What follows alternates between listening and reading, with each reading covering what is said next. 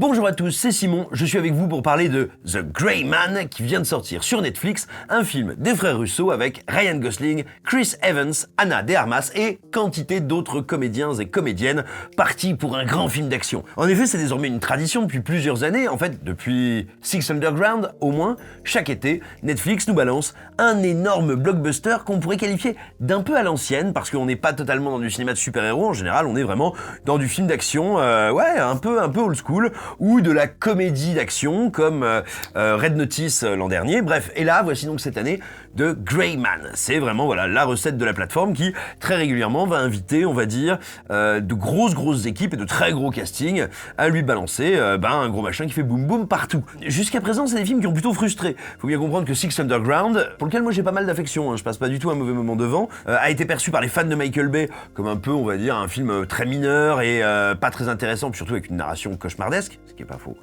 Et tandis que pas mal d'amateurs de cinéma d'action, pour le coup, ont carrément le cerveau qui a fondu en fait dès les 20 premières minutes et dès la poursuite délirante qui ouvrait le film. Mais voilà, le long métrage a pas été tant que ça apprécié. Ensuite, il y a eu Red Notice, qui pour beaucoup de gens était un red flag, tout simplement parce que là on va faire simple, c'était nul, hein, voilà, bon, c'était nul, c'était tout pété. Et puis donc que penser de The Gray Man? The Gray Man, il y a un truc qui m'intéresse assez avec le film. Je vous donnerai mon avis après dessus, mais assez brièvement parce qu'en fait je pense qu'il n'y a pas grand chose à disséquer de mon opinion. Elle n'est pas très intéressante, enfin si, parce que j'en fais une vidéo et que quand même je vais faire plein de métaphores extrêmement douteuses, escabreuses, incluant votre maman, votre cousine et la dignité que vous avez perdue il y a bien longtemps. Néanmoins, je pense que le film a cela d'intéressant qu'il est une excellente illustration d'un certain état de la production hollywoodienne et de la production des plateformes, notamment quand on s'intéresse à la figure de ses producteurs et réalisateurs. Bref, c'est parti pour The Gray Man. The Gray Man, bon, je vais pas m'attarder sur l'histoire, elle n'a aucun intérêt. C'est la 200e fois que vous voyez l'histoire d'un espion / agent secret / assassin qui est à la fois cool, mutique, ténébreux, mais qui a un petit cœur parce qu'un jour il a dû garder une ado et finalement elle lui a montré que la vie c'est quand même sympa. Bref, il n'a évidemment pas de nom, il a un pseudonyme, c'est Six, et il fait partie de l'agence Sierra qui est arrière de la merde. Et donc tout simplement un jour, ces employeurs qui sont le gouvernement et qui arrêtent pas de lui dire tu sais, hein, c'est vraiment les méchants qu'on tue. Et il se rend compte qu'ils lui ont menti, dis donc. Alors comme ils lui ont menti, il est pas content. Et comme il est pas content, eux ils veulent le faire devenir mort. Ils vont donc appeler Chris Evans, qui est un personnage qui s'appelle Lloyd, parce que manifestement j'ai l'impression depuis quelques années c'est une convention. Les gens qui s'appellent Lloyd ont des moustaches, sont méchants et incestueux. Alors dans le cas du personnage de Chris Evans, je sais pas, mais en même temps j'aime bien l'imaginer faisant l'amour avec des gens de sa propre famille. Je trouve que ça rajoute un peu d'épaisseur à l'horreur. Vous l'aurez compris, The Gray Man, ça n'est pas une révolution de cinéma, ça va pas changer votre vie, mais est-ce que ça va vous divertir? Assez probablement. Moi, je dois dire que je ne m'ennuie pas devant le film. Je passe pas un mauvais moment. Il y a à aucun moment, je me dis genre, quel cauchemar, ah là là, je souffre, arrêtez s'il vous plaît, aidez mes yeux à se fermer, non. Voilà, les 2h09 que dure le métrage, c'est cool, sans grand problème. Vous me direz, c'est pas super enthousiaste, hein. Mais mine de rien, c'est vachement important. Je trouve par exemple, à titre personnel, que l'immense majorité des Marvel sont des trucs irregardables, d'un ennui profond, c'est pas rythmé, c'est moche, bref. Là, pour le coup, je dois bien admettre que le film ne m'ennuie pas, parce qu'il y a une grande diversité de décors, que on sent, ça peut paraître très banal ce que je vais dire, mais plus tant que ça aujourd'hui, on sent que la caméra a un peu envie de les mettre en valeur et de s'amuser, de dire tiens, et là mes méchants, ils sont dans un château en France, puis maintenant on est dans un marché à Bangkok, et puis là on est dans une boîte de nuit, à un rythme assez effréné, ce qui fait que il y a littéralement un certain plaisir un peu en mode Tintin chez les barbouzes quoi. Quand on regarde le film, qui n'est authentiquement pas déplaisant. Je sais pas quel est le budget, mais il est massivement massif. Il est conséquent, c'est manifeste. On s'en rend compte encore une fois dans la variété des décors, dans le fait qu'une grande quantité des décors me semble être des décors en dur, réels, pas des fonds verts. Je pense qu'il y a assez peu d'effets, vous savez, de projection à la Mandalorian. Il y en a quelques-uns, mais globalement, on est vraiment dans des gros décors assez spectaculaires, plutôt très travaillés. Je dirais pas jusqu'à dire que la photo est belle, attention, rassurez-vous, mais avec une photo néanmoins qui est structurée, qui est pensée, ce qui fait que, c'est con à dire, mais l'œil ne s'ennuie pas, quoi. Il y a quelque chose à regarder. Ensuite, c'est une excellente idée de confier les deux rôles principaux, à savoir un Ken tueur en série et gentil, donc à Ryan Gosling, ce qui est plus ou moins la définition de Ryan Gosling, hein, tout le monde le sait. Beaucoup d'entre vous écrivent parfois dans les commentaires mais Ryan Gosling, il est inexpressif. Oui, vous l'écrivez comme ça. Mais il faut savoir que d'une, c'est parfaitement faux, hein, ça c'est un truc qui est dans votre tête, par exemple, ça veut dire qu'il faut aller chez l'ophtalmo. Et surtout, si vous pensez que j'exagère, regardez The Nice Guys, qui est une des multiples preuves que Ryan Gosling n'est pas inexpressif. Et ben là, ce qui est marrant, c'est qu'il a un rôle qui est vraiment à mi-chemin entre les deux choses qu'il fait d'habitude, soit cette espèce de type mélancolique au regard perdu dans le lointain, et cette espèce de, oui, je vous disais, de petit Tintin sous MDMA, quoi. Et il passe vraiment de l'un à l'autre. En gros, c'est un espèce de personnage qui est à la fois complètement invincible, qui détruit tout sur son passage, mais qui se retrouve systématiquement à se chier dessus, à se louper et avoir besoin de l'aide de ses proches, et qui se fait régulièrement sauver la mise par un des personnages à tel point que ça devient un running gag. Donc il y a un truc assez marrant, c'est-à-dire que le film à la fois jouit vraiment de cette figure du tueur mutique mais humain et tellement puissant, une sorte de John Wick blond. Le film joue un peu avec ça et fait preuve, alors pas de truc méta, je dirais, mais d'un peu de malice dans l'écriture de son personnage. Et puis en face, il y a Chris Evans. Vous savez, Chris Evans, c'est un très mauvais acteur. Je dis pas ça pour vous provoquer, c'est vrai. Regardez, Chris Evans, il a deux expressions. Expression concernée et expression très concernée.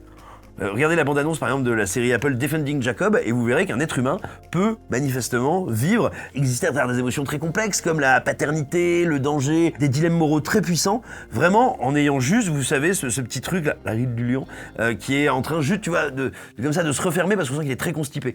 En revanche, il a un truc, Chris Evans, même s'il ne sait pas bien jouer, encore une fois, je suis désolé, c'est pas la preuve, c'est pas la faute, il est mauvais.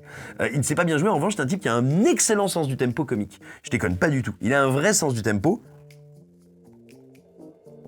Et il aime les contretemps, il aime jouer un peu contre son image. Si vous avez regardé un film comme Sunshine, par exemple, il était très agréable à suivre parce qu'il jouait un connard arrogant. Alors certes, qui à la fin avait une petite rédemption, mais vraiment un sale type arrogant, qui est conscient d'être, enfin qui est persuadé d'être meilleur que les autres, qui leur fait sentir, et qui était écrit assez finement. Et ben là, tout d'un coup, comme il peut jouer un peu contre lui, il développe des trucs très intéressants. Si comme moi vous l'avez découvert dans, c'est peut-être pas son premier film, mais c'est un des premiers, Sex Academy, oui, c'est un long métrage, ça existe, je l'ai vu et j'ai pris du plaisir. Eh bien si vous le voyez dans Sex Academy, si vous arrivez à décrocher par exemple de son corps recouvert de chantilly dans une certaine séquence, qui est un espèce de détournement des liaisons dangereuses, je sais pas pourquoi je vous dis ça, peu importe, et ben Chris Evans un excellent tempo comique dans ce film, parce que vraiment, encore une fois, il joue complètement à rebrousse-poil, il se retourne comme un gant, ça n'est pas une position sexuelle. Là, c'est exactement ce qu'il va faire, vu qu'il joue un taré au dernier degré, un type méchant, cruel, etc. Et d'ailleurs, encore une fois, il est assez ludique et amusant de voir comment le film utilise ce personnage pour se moquer de plein de tropismes traditionnels du héros d'action. Il joue comme un manche à balai, mais il le fait avec un enthousiasme et on va dire un sens du décalage qui font qu'il reste quand même très très agréable à suivre avec son espèce de porn stage des enfers là, moi il m'inspire. C'est un personnage, on voit qu'il sent des pieds et qu'il a les mains moites quoi, même s'il est très musclé. Bref, ce duo de protagonistes fonctionne très bien. Alors pas les autres, hein. Tout le reste c'est de la figuration de luxe, tu sens que Netflix, il a appelé tous les copains, hein, tous ceux qui connaissaient genre « Hey, tu vas être dans mon film, voilà 10 millions !» Ah bon d'accord, personne n'a rien à battre. Mais vraiment, hein, je crois que c'est Constance Wu, j'ai un doute, est-ce que c'est Constance Wu? Elle aussi elle est mauvaise. Bref, et Ana de Armas, c'est terrible, Ana de Armas c'est pareil, hein, elle joue vraiment comme si elle venait de s'asseoir sur un levier de vitesse et qu'elle est pas contente, j'entends, hein, que c'est pas prévu quoi. Mais il n'empêche que ces éléments-là rendent le film un peu divertissant. Pareil, il y a pas mal de scènes d'action, et là c'est après où je vais venir au problème du film. Elles sont globalement complètement cons, totalement nul. Je veux dire, ça se voit que les mecs qui mettent en scène ce film ne savent pas comment comment on raconte une histoire. Vraiment, ils n'en ont aucune idée. Je pense qu'ils ne se sont jamais posé la question. Mais en revanche, comme ils sont des techniciens pas trop dégueulasses, et qu'en plus de ça, ils ont un budget absolument délirant, ils peuvent t'emballer, mine de rien, 2-3 explosions sympas, 2-3 cascades rigolotes. Enfin voilà, il y a la possibilité de faire quand même des trucs. Si vous aimez comme moi le pam pam boum boum, il y a 2-3 trucs de pam pam boum boum qui vont vous ravir. Tout ça aboutit à un film qui donc est relativement divertissant, qui a même 2-3 petites idées de chorégraphie, de trucs qui sont plutôt malins. Et ça, d'où est-ce que ça vient? À mon sens, ça vient, c'est grâce au duo de metteurs en scène, Joe et Anthony Russo. Joe et Anthony Russo, ils sont metteurs en scène mais aussi producteurs, et c'est très important. Joe et Anthony Russo, ils ont commencé comme réalisateurs d'épisodes de séries, et notamment de sitcoms. Ils ont, entre autres, collaboré à la mythique et à la génialissime série Community. C'est pour ça que quand bien même ce sont des tâcherons des enfers, et ce sont des tâcherons des enfers, et malgré ça, je leur conserve une espèce d'admiration et d'amitié énorme, même si ce sont des tâcherons des enfers. Puis ensuite, ces messieurs-dames ont continué dans des longs métrages de comédie, notamment Dupré et moi, et ils se sont fait repérer par Marvel qui leur a dit « Hey, vous qui faites des trucs épiques !» Non. Si vous veniez faire Captain America, le soldat de l'hiver, vous comme ça faisait, je le répète, longtemps que vous n'étiez pas allé chez l'ophtalmo, vous avez fait disons le film est bien, alors que non, remettez ça, allez sur YouTube, regardez des extraits. C'est un film à nouveau qui est pas mal produit, où il y a notamment des chorégraphies dans les scènes d'action qui sont plutôt excitantes, mais où la mise en scène c'est un enfer de cauchemar de trucs, c'est surcut, tous les combats sont en accéléré pour nous faire croire que les gars sont très forts physiquement, la photo est immonde, les effets spéciaux sont répugnants, et en général pas mieux terminé qu'un Joséphine Ange Gardien, hein. La seule différence c'est qu'il n'y a pas Mimi Mati, mais c'est quand même dégueulasse. Et le film est un succès phénoménal. Ils vont donc enchaîner les succès chez Marvel, et des succès colossaux, puisqu'après ça ils vont mettre en scène tous les deux Civil War, une autre infamie, oui, Infinity War, qui est sympathique, qui est moche, mais qui est sympathique. Et puis ensuite, Endgame, qui est un petit peu, si vous voulez, c'est comme si vous commenciez par une tragédie à la Shakespeare, et puis le dernier acte, ça devient American Pie, quoi. Donc c'est bizarre, quoi. Donc ces gens très doués, après on fait Cherry, qui est probablement un des plus grands nanars de ces dernières années, un truc qui est... Bon là, pour le coup, là, personne ne s'y est trompé, hein. Tout le monde a trouvé ça ridicule. Pourquoi? En fait, je me fous pas d'eux, hein, parce qu'à côté de ça, ces types sont des producteurs. Allez voir sur IMDb la liste de ce qu'ils produisent et de ce qu'ils ont produit. C'est impressionnant déjà en termes de quantité, de variété, et je dirais de flair. Ces deux types ont un flair, un sens de la stratégie assez impressionnant. Déjà parce qu'une énorme proportion des choses qu'ils produisent marche très bien. Je vous le disais, il y a des trucs très variés. On les trouve aussi bien sur de la série toute pourrie, massive, mais qui a un gros succès, que sur des petites pépites indé comme le film australien Relique, dont Écran Large avait été partenaire il y a peut-être 2 ans, je crois, et qui est un film auquel je suis extrêmement attaché. Regardez-le, et regardez aussi la vidéo sur Relique. Les types sont loin d'être des incapables, sont plutôt, je pense, des producteurs très intelligents, très malins, et donc, ils arrivent sur le film avec un savoir-faire qui fait qu'ils savent quel rôle donner à qui pour que ce soit un petit peu excitant, un petit peu stimulant, qu'ils savent comment tourner, emballer, multiplier les décors, quel décor, comment, de manière à ce que ça nous divertisse. Le problème, c'est que ces gens, à mon sens, sont devenus totalement des producteurs aguerris, mais pas des metteurs en scène, et encore moins des narrateurs. Il y a un truc qui est incroyable, dans le film, il n'y a pas un moment où j'ai un point de vue. Je ne sais pas ce que ces types pensent de leur personnage, mais je pense que eux non plus. Je pense qu'ils ne se sont pas posés une seule fois la question. C'est pour ça qu'ils en ont rien à battre de me raconter cette histoire que j'ai vue, mais 3 milliards de fois. Je demande pas à ce qu'on réinvente la poudre à chaque film, évidemment pas. Puis après, j'aime Expendables, hein, donc on va tous se calmer sur mes prétentions. Mais, si tu veux que je croie dans un film, le film doit croire dans ses personnages. Il faut qu'ils aient quelque chose à me raconter. C'est quoi le problème de ce fameux pitch éternel qu'on a? C'est le super agent découvre qu'il a été super trahi et il va super tuer. C'est une béquille scénaristique énorme parce qu'elle nous autorise, les narrateurs, à ne pas caractériser leur personnage. Bah oui, ce tueur, il n'a pas de passé, il n'a pas d'identité. Bon bah parfait, il n'a pas de passé, pas d'identité, il aura juste des punchlines, quoi. Et puis un doubleur cascade. Oh, et puis ces méchants qui lui en veulent, bon bah ça c'est méchant de l'administration 1, méchant de l'administration plus jeune mais qui va comprendre que finalement faut aider le type. Ah, et puis ce type, il a toujours un mentor, il a toujours un vieux putain de mentor pour mettre une vieille star hollywoodienne, pour mettre une vieille prostate avinée comme Billy Bob Thornton qui peut venir faire genre, on va refaire le crépi de la piscine. J'aime beaucoup Billy Bob Thornton en vrai. Bref, donc il est là pour faire le vieux mentor et faire oh, you know, kid. Ah, ça, ils adorent les Américains quand t'as un vieil acteur qui appelle un jeune acteur kid. Ah, cul sur la commode. Bref, et ben il est là, donc il joue. Rien, il peut faire genre oh, j'ai été un dur. Non, mec, t'as jamais été un dur. Tous ces personnages ne sont que des fonctions et on ne fait même pas semblant d'essayer de les habiter d'une manière ou d'une autre. Pire, on va enchaîner absolument tous ces rebondissements d'une manière absolument mécanique. C'est-à-dire, à quoi est-ce qu'elle sert cette gamine tout d'un coup qui apparaît dans le récit avec laquelle on découvre que Six, donc Ryan Gosling, est lié? Elle n'a aucune foutue utilité, sinon nous amener à un moment à essayer de créer un espèce d'ancrage émotionnel, mais qui n'existe pas vraiment, qui n'est jamais vraiment incarné, pour en fait le motiver, lui donner des raisons d'agir. Et en fait, tout ça, tout est comme ça dans le film. Rien n'existe organiquement, il n'y a jamais un truc dont on se dit « Mais oui, bien sûr, il agit comme ça parce qu'il est mu par ses émotions, ses choix, son cœur, son régime 3 pièces, que sais-je ?» Son régime 3 pièces. Son service 3 pièces.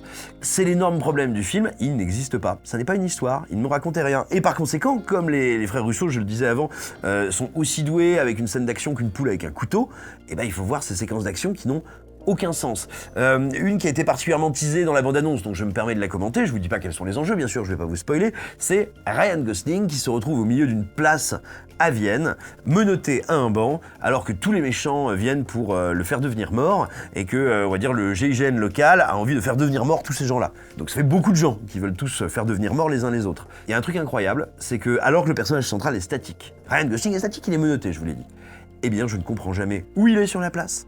Je ne comprends jamais qui sont les gens qui l'attaquent et qui lui tirent dessus. C'est les méchants qui sont méchants ou les policiers qui savent pas que lui, il est gentil. Je ne comprends pas quand il se tire dessus entre flics et machin qui est qui. C'est pas évident du tout. C'est très brouillon. Quand enfin Gosling va se déplacer, parce que oui, vous l'aurez compris, il ne va pas terminer le film menotté à un banc. Quand il commence à se déplacer, je ne comprends jamais où il va. Quand une bagnole lui fonce dessus, je ne comprends pas d'où elle arrive. Je ne comprends pas combien il y a d'assaillants, qui gagne, qui perd. Pourquoi? Parce que les Russo, en fait, se posent systématiquement la question de tiens, ça, est-ce que ça c'est un plan que je peux utiliser dans la bande-annonce? Est-ce que c'est un plan qui fait boum, tu vois, qui est fonctionnel? Mais ils ne se posent jamais la question de comment ce plan va entrer en interaction avec les autres et comment est-ce qu'il va permettre de raconter cette histoire. Je ne comprends donc pas vraiment ce qui se passe, j'ai juste des effets de montage pour pas que je m'endorme, qui font pa, Ryan Gosling de temps en temps qui fait des blagues, et puis des méchants qui sont là littéralement, je veux dire, c'est des bots de Call of Duty, tu vois, ils ont tous un même uniforme, une cagoule, tu vois que leurs yeux, ils ont forcément un accent plutôt de l'Est, hein, pas gentil les méchants. Et donc, vous voyez, cette séquence d'action, elle est pas déplaisante, il y a plein de trucs qui pètent, moi je suis content, hein, il m'en faut pas plus, il y a Ryan Gosling en blond, je suis content, il m'en faut pas plus, il y a Ana de Armas en brune, je suis content, il m'en faut pas plus, et pourtant j'ai l'impression de n'avoir que du sable dans les doigts.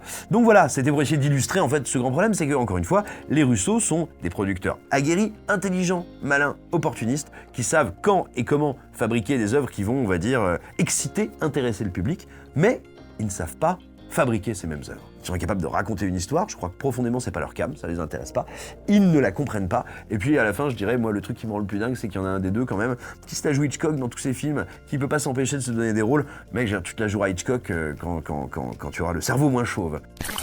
Alors j'ai pensé que ça marcherait comme blague par rapport à Hitchcock, et on va croire que je suis chauvophile, phobe. Ils ne sont pas bons, et pourtant ils sont bons. C'est ce qui donne ce film étrange, à la fois divertissant et un peu relou, fade et plutôt rigolo. Plein de trucs un peu ludiques, notamment je disais le côté Tintin chez les barbouzes, Tintin chez les espions, et pas déplaisant. Mais encore une fois, c'est dur de comprendre comment des films qui peuvent coûter littéralement comme celui-là des centaines de millions de dollars, qui peuvent mobiliser des centaines de techniciens, peuvent à ce point-là être racontés je veux dire, avec l'habileté d'un enfant dans un sani-broyeur, ce qui ne veut rien dire, mais illustre quand même comme le film m'a fatigué. Et voilà, cette vidéo se termine, vous l'aurez compris, elle est donc achevée, c'est la fin, que de synonymes pour ne rien vous dire, sinon de vous abonner à cette chaîne, mais aussi au site Écran Large, où vous avez la possibilité de devenir un abonné premium. Un abonné premium, c'est, si vous en avez envie, et surtout si vous en avez les moyens, la possibilité de nous donner tous les mois quelques sous, grâce à laquelle nous pouvons travailler plus en profondeur nos sujets, et notamment vous faire, au rythme de 4 par semaine, des articles abonnés rien que pour vous, sur des films qui nous ont marqués et qu'on adore. Ces derniers jours, qu'est-ce qu'on a fait? On a fait Mort Subite avec Jean-Claude Van Damme, on a fait Brisby et le secret de Nîmes, on a fait Section 9, et plein d'autres films, donc vous voyez, de l'horreur, du dessin animé, de la bourrinerie, tout simplement des films qui font partie de l'histoire du cinéma et auxquels on est attaché, sur lesquels on revient en profondeur. Voilà, je vous aime, je pense à vous, passez un bel été, j'ai beaucoup trop chaud, je ne porte pas de sous-vêtements, je sue.